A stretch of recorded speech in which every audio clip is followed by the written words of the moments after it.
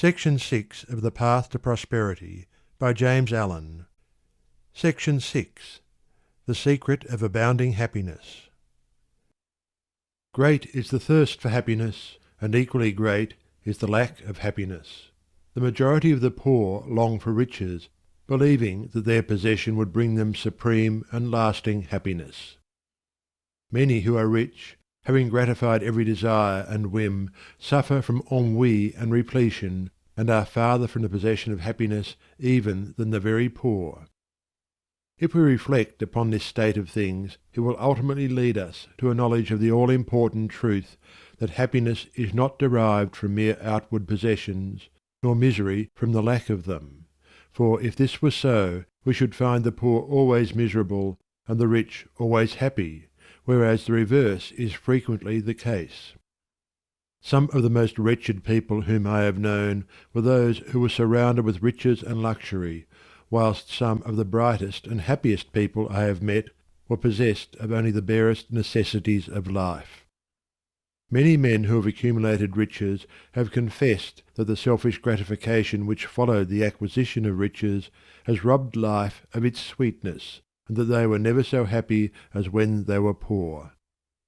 What, then, is happiness, and how is it to be secured? Is it a figment, a delusion, and is suffering alone perennial? We shall find, after earnest observation and reflection, that all, except those who have entered the way of wisdom, believe that happiness is only to be obtained by the gratification of desire. It is this belief, rooted in the soil of ignorance, and continually watered by selfish cravings, that is the cause of all the misery in the world. And I do not limit the word desire to the grosser animal cravings. It extends to the higher psychic realm, where far more powerful, subtle, and insidious cravings hold in bondage the intellectual and refined, depriving them of all that beauty, harmony, and purity of soul whose expression is happiness.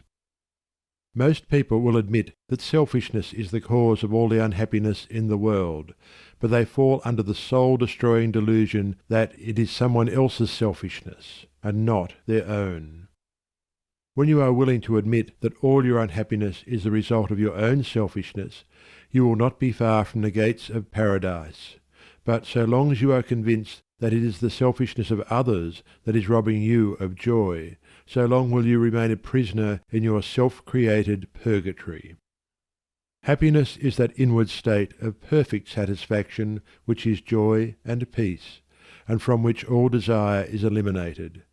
The satisfaction which results from gratified desire is brief and illusionary, and is always followed by an increased demand for gratification. Desire is as insatiable as the ocean, and clamours louder and louder as its demands are attended to.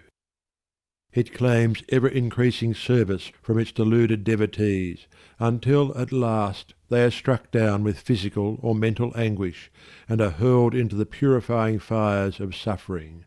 Desire is the region of hell, and all torments are centred there. The giving up of desire is the realization of heaven, and all delights await the pilgrim there. I sent my soul through the invisible some letter of that afterlife to spell, and by my soul returned to me and whispered, I myself am heaven and hell. Heaven and hell are inward states. Sink into self and all its gratifications, and you sink into hell. Rise above self into that state of consciousness which is the utter denial and forgetfulness of self, and you enter heaven. Self is blind, without judgment, not possessed of true knowledge, and always leads to suffering. Correct perception, unbiased judgment, and true knowledge belong only to the divine state, and only in so far as you realize this divine consciousness can you know what real happiness is. So long as you persist in selfishly seeking for your own personal happiness, so long will happiness elude you, and you will be sowing the seeds of wretchedness. In so far as you succeed in losing yourself in the service of others, in that measure will happiness come to you, and you will reap a harvest of bliss. It is in loving, not in being loved, the heart is blessed. It is in giving, not in seeking gifts, we find our quest. Whatever be thy longing or thy need, that do thou give, so shall thy soul be fed, and thou indeed shalt truly live. Cling to self, and you cling to sorrow. Relinquish self, and you enter into peace. To seek selfishly is not only to lose happiness, but even that which we believe to be the source of happiness.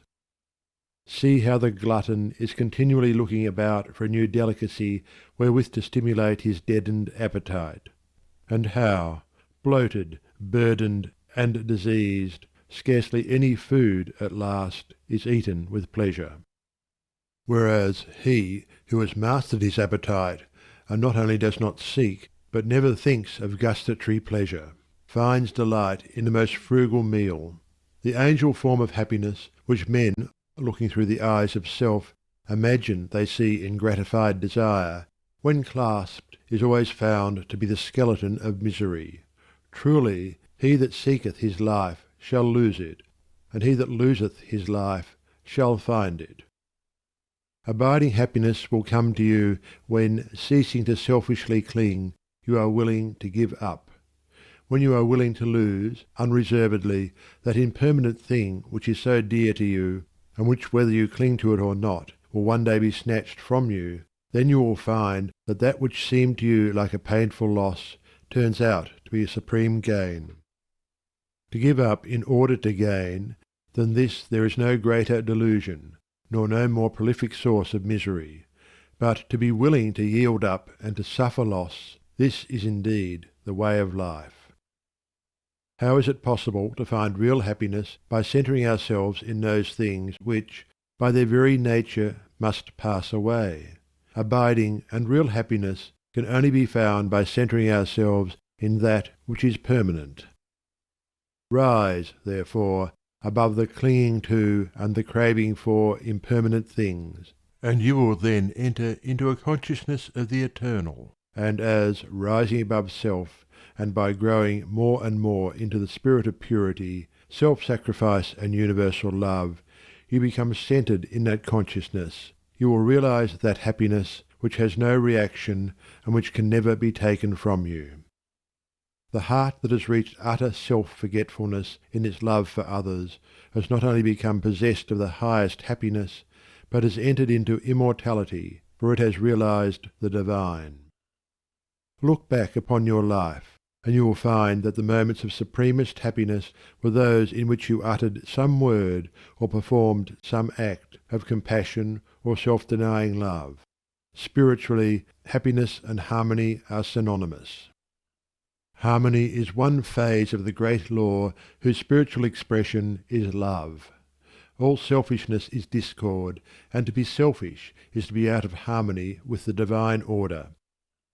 As we realize that all-embracing love, which is the negation of self, we put ourselves in harmony with the divine music, the universal song, and that ineffable melody which is true happiness becomes our own. Men and women are rushing hither and thither in the blind search for happiness, and cannot find it, nor ever will, until they recognize that happiness is already within them and round about them, filling the universe, and that they, in their selfish searching, are shutting themselves out from it.